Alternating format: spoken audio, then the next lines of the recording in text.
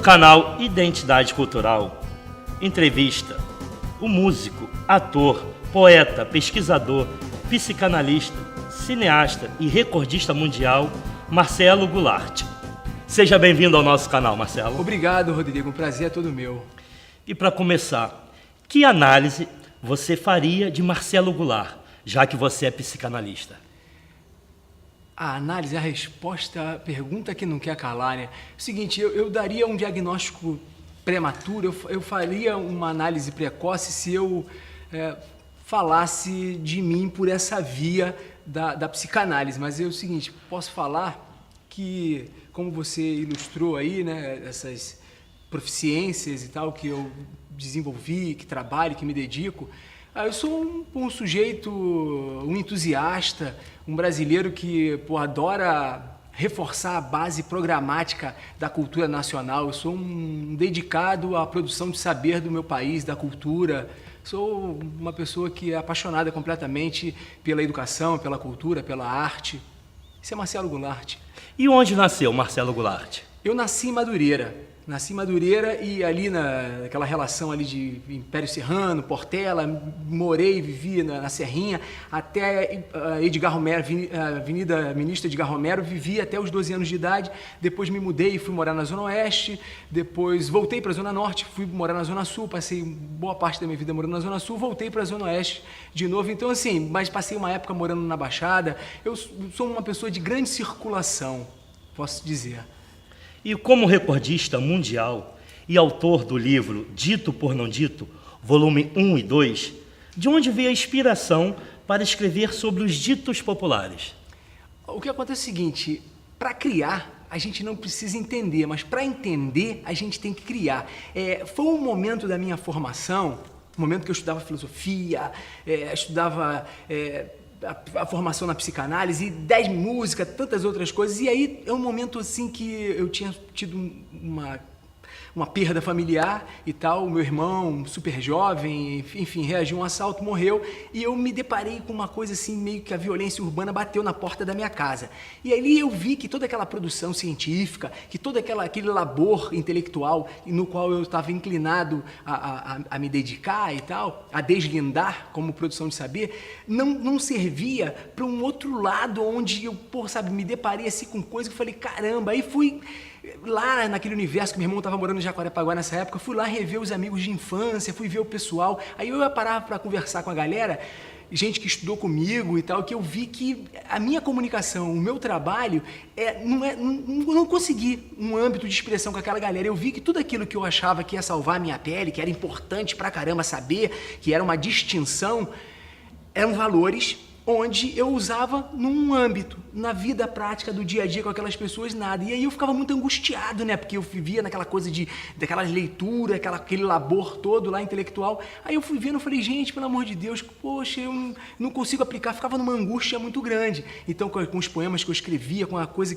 com toda a minha pesquisa, e conversando com a rapaziada, eu comecei a observar a comunicação, como eles lançavam as ideias, como eles falavam as coisas. Então eu fui brincando com aquilo, fui olhando assim, surgiu uma coisa aqui, uma coisa ali, e fui reunindo. Não esperava, jamais eu imaginei que eu fosse reunir, que eu fosse construir a maior narrativa literária de ditados populares do mundo, que eu teria um acervo memorizado de 30 mil ditados, que eu me tornaria o rei dos ditados populares. Nada disso foi uma coisa intencional, tanto que isso só aconteceu depois que eu já tinha passado 10 anos colecionando os ditados populares, porque o primeiro livro eu passei 10 anos para construir, porque eu não fui atrás de livro, eu fui atrás das histórias, atrás da narrativa que a camada popular trazia, que as dinâmicas da vida me apresentavam. Então eu fui construindo aquilo ali com caráter poético, sem saber onde é que ia dar, fui juntando, brincando, de repente surgiu, e eu não sabia, não imaginava. Então surgiu assim, foi uma inspiração,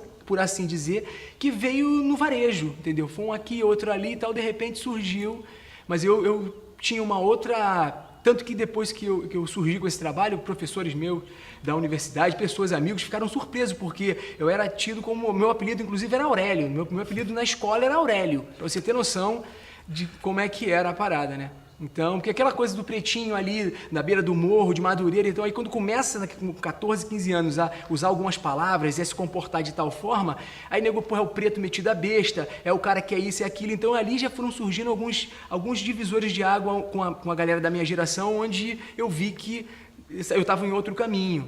E aí surgiu nesse universo onde eu comecei a me identificar com essa produção de estar relacionado à música, estar relacionado ao teatro, relacionado à moda. Então foi ali que surge. E pegando essa questão da música, você acha que o funk é um movimento apenas black e carioca? Na verdade, é o seguinte, a música brasileira é muito rica em diversidade. O movimento funk, ele surge no Rio de Janeiro, claro que ele vem a partir do movimento black, que é intitulado Black Rio, a partir dos anos 70, porque movimento funk tal, a gente passou a conhecer como funk carioca, ele eclode nos anos 80. Então, a partir dos anos 80, a gente tem o tido chamado funk carioca. Nos anos 70, a gente tem o movimento black, que foi um movimento importantíssimo na história dos movimentos populares musicais, culturais, da história da cidade do Rio de Janeiro, por conseguinte do país, porque nenhum outro país na América Latina absorveu a cultura do movimento black, que tinha a bandeira Black is Beautiful, essa coisa do orgulho preto. Então, inspirado nos movimentos civis norte-americanos dos anos 60, a gente teve aqui os anos 70 rico dessa dinâmica que foram os bailes, porque, na verdade, o baile funk, o baile black, o baile soul, a black music, representa uma coisa muito importante para a camada popular do Rio de Janeiro e do Brasil. O que acontece é o seguinte, começa no Rio de Janeiro, depois influencia as principais capitais. O movimento black, ele é muito importante na história, pouco tratado como merecia, mas ele é importante porque foi justamente o movimento black que dinamizou, que territorializou os clubes, porque antes a gente tinha um movimento onde os clubes, acontecimentos, eventos, mas geralmente os músicos tocavam nesses clubes e tocavam de fraque. Se um músico toca de fraque, você imagina a clientela que frequenta. Então os pretos, eles tinham a opção do samba, que é a identidade cultural do brasileiro no mundo. Se você sair do Brasil e for para fora do país, qualquer lugar que você chegar, é o samba que nos representa enquanto identidade cultural. O futebol vem depois. Então, o samba é a nossa identidade cultural. Mas o movimento black representou um outro percurso, uma outra discussão. Então, acabaram sendo complementares. Tanto que muita gente do samba, se você pegar toda a parte iconográfica, se pegar as imagens dos anos 70, você vai ver os sambistas com cabelo black, você vai ver o pessoal da MPB, a MPB black. Então, o movimento black foi um movimento de afirmação, porque os jornais... eu não vou chamar de equivocadamente, mas predominantemente que tinha e tem a cultura de determinar o que é belo, ele dizia o seguinte, o preto, claro que eles usam um termo negro, né? Assim, o preto não se acha mais feio, como se achasse. Na verdade é o seguinte, se a gente parar para pensar na história da cultura brasileira, entendeu? Um preto nunca se declarou feio. Mas ele foi classificado dessa forma, tanto que um jornal nos anos 70 aparece com esse título. Então ele foi classificado assim porque o padrão europeu, o brasileiro tem esse sentimento até hoje eurocêntrico, né, que se puder ser europeu, ele quer ser europeu.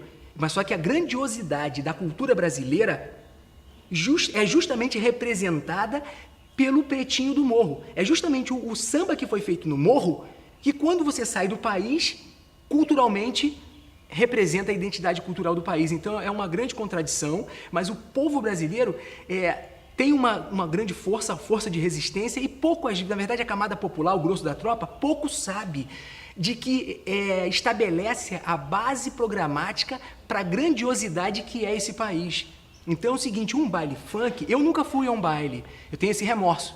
Mesmo eu sendo um preto, quase 2 metros de altura. Mas por que não foi? Porque é o seguinte, no período dos bailes funks, do funk carioca, foi um momento ali nos anos 90, onde eu já estava absorvido com chorinho, porque eu sou músico. Então eu estava estudando, fazendo faculdade, eu estava dentro de uma escola de música, eu estava dentro de uma escola de teatro, eu estava dentro dos cineclubes do Rio de Janeiro. Então, assim, eu já vivia numa circulação que não era tangencial ao movimento funk, mas o meu irmão era funkeiro. E eu tinha a gente morava em casas separadas já, mas tinha um antagonismo, assim, eu tinha uma coisa assim, pô, caramba e tal, né? E o meu irmão sabia tudo, e eu achando que eu era o papapá, ele já sabia tudo. Então entenda bem, o movimento funk foi um movimento que dinamizou a juventude do Rio de Janeiro. Há 4 décadas e meia passadas, esse foi um movimento que nem o samba, que tem o rito de passagem do carnaval, dinamizou tanta gente como dinamizou o funk nos 500 bailes que aconteciam de terça a domingo, com uma turbamulta de 5 milhões de jovens circulando, assim, E sabe? de todas as classes, né? De todas as classes. Então, que é assim, importante. claro que quando a gente fala do funk, a gente está falando de juventude, a gente está falando o seguinte, os caras tinham os signos, a gente está falando do surf de trem, a gente está falando que antes era o pingente, a gente está falando da pichação, a gente está falando das torcidas organizadas, a gente está falando de um processo de linguagem e de expressão que, se não fosse o funk, fosse qualquer outra coisa, a criminalização seria a mesma. Então não é o funk propriamente. Então, quando eu descobri o funk tardiamente, agora nunca é tarde demais, né? Então, eu descobri o funk fazendo um filme sobre o MC Magalhães, que é um personagem carioca, um ícone do Rio de Janeiro, e que, por conseguinte, é uma figura emblemática da Zona Oeste, uma identidade cultural que a gente tem um grande apreço por ser da Zona Oeste. Então, eu fiz um filme sobre o Magalhães e tal, que foi um curta e tal, aquela onda toda, o filme foi muito badalado. Foi um documentário, e a partir dali, como os repórteres vinham me entrevistar, e eu não sabia nada sobre o funk, aí nego via, pô, qual é, pô, esse maluco mó negãozão, pô, não vai dizer pra mim que nunca foi pra um baile funk? Pô, hora, veja, pois. E eu, como nunca tinha ido mesmo, eu fiquei com vergonha. Então, nessa situação vexatória, me obrigou a estudar minimamente. Não tem como fazer um omelete sem quebrar os ovos, entendeu? Nessa minha pesquisa, nessa minha investigação, amigos, cara, poxa, cara, tem uma história assim que você não colocou no filme, tem outra. Eu me vi na situação de escrever um livro, mas seria um livro descomprometido, um livrinho, sabe, com histórias romanceadas ali, até 200 páginas. Acabei desenvolvendo um livro gigantesco que tornou-se o maior romance da história. E pegando esse gancho aí do livro, você tem algum registro de algum leitor que tenha lido o seu livro de 1.500 páginas, numa época assim tão virtual? O que acontece é o seguinte, esse livro, né, A Lenda do Funk Carioca, é um romance, é classificado como o maior romance da história da literatura brasileira de todos os tempos por número de páginas. É o seguinte, eu fiz a publicação, com um livro, né, com as 1.500 páginas, mas eu não fiz a distribuição porque não teve editora. Mesmo sendo um livro muito premiado, um livro muito divulgado, falado, aberto, super famigerado, eu não consegui fazer a distribuição porque eu não consegui uma editora. Mas já leram o livro, com certeza, várias pessoas já leram, mas foram no particular, porque assim, como ele não foi distribuído, e devo dividir o livro numa trilogia, vão ser 3 livros de 500 páginas cada, e aí vai ser distribuído em breve, enfim, para o mundo. E como foi ser diretor de um dos longas-metragens Funk Brasil?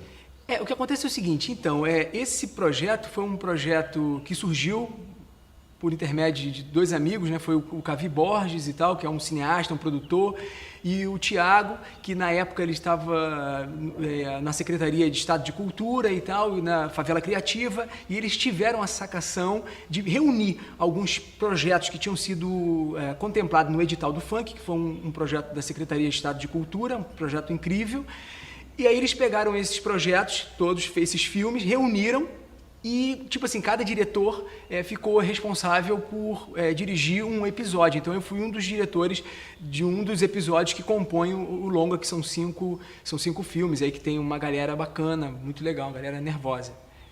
Na sua opinião, houve um grande boom no cinema nacional ou o cinema brasileiro está estagnado?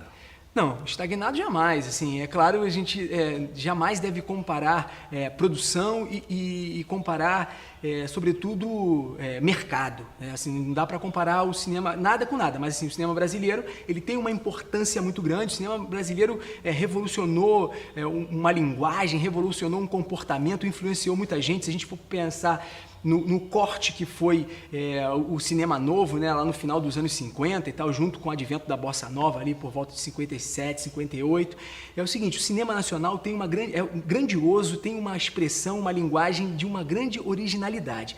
O que acontece é o seguinte, só que ele tem uma história, um desenvolvimento, tá, muito longo, a gente poderia aqui ficar falando uma eternidade, só que é o seguinte, a partir dos anos 2000, a gente tem um corte interessantíssimo que foi o advento das, vamos dizer assim, das mídias digitais. Então a galera começou a pegar um celular, começou a pegar uma câmera, começou a ter acesso a esses bens, né, a era digital. Então, enquanto você tinha que ter muita grana para poder rodar um filme em película, de repente você começou, a plataforma digital foi um canal de comunicação que se abriu ali 99, 2000, que potencializou a comunidade, potencializou a galera a se expressar por uma linguagem que historicamente era muito elitizada, embora a gente tenha casos isolados, entendeu? Assim, a gente vai pegar um Valdir Onofre, que em 76 ele faz As Aventuras Amorosas de um Padeiro.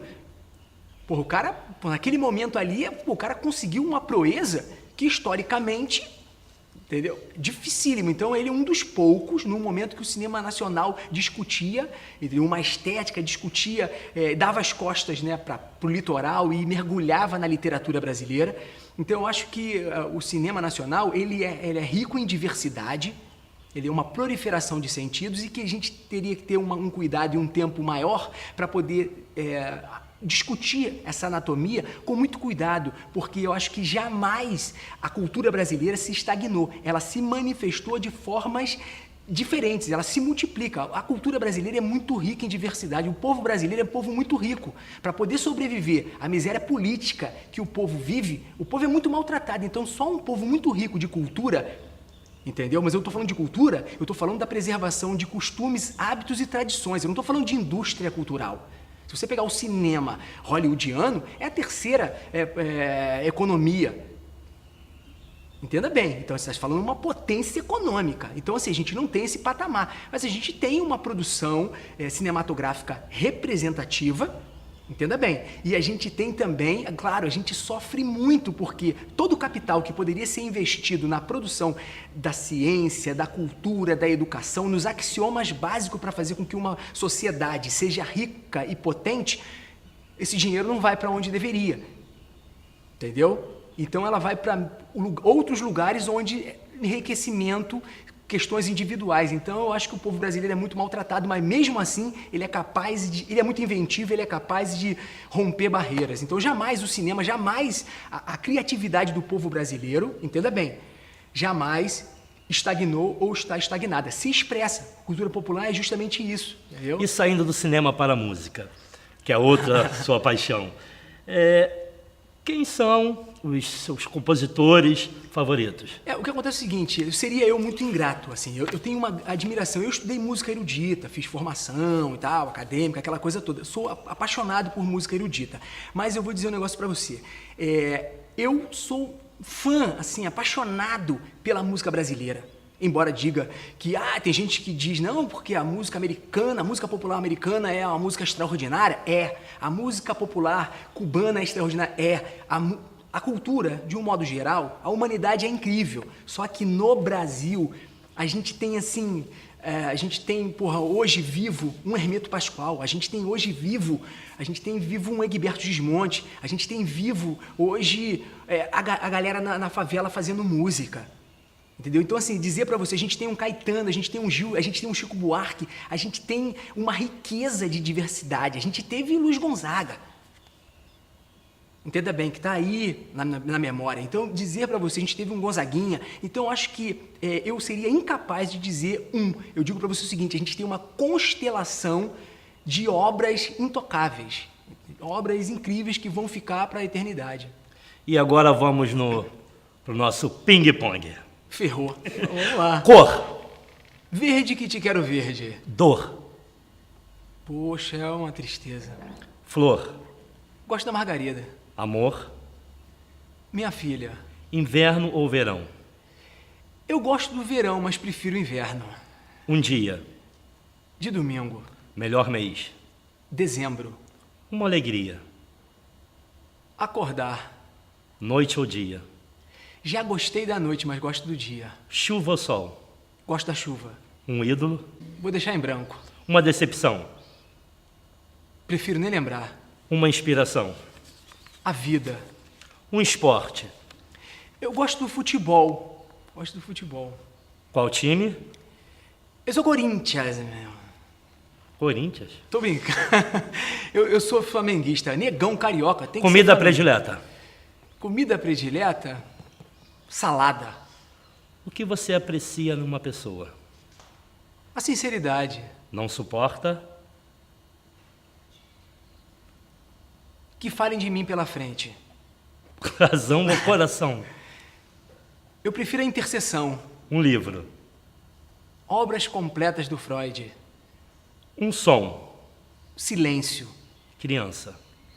É uma coisa linda demais. Homem. Mahatma Gandhi. Mulher. Minha mãe. E para finalizar nosso ping-pong, uma frase. Mais vale merecer e não ter do que ter sem merecer. Nossa, forte, hein? E você quer deixar a sua agenda?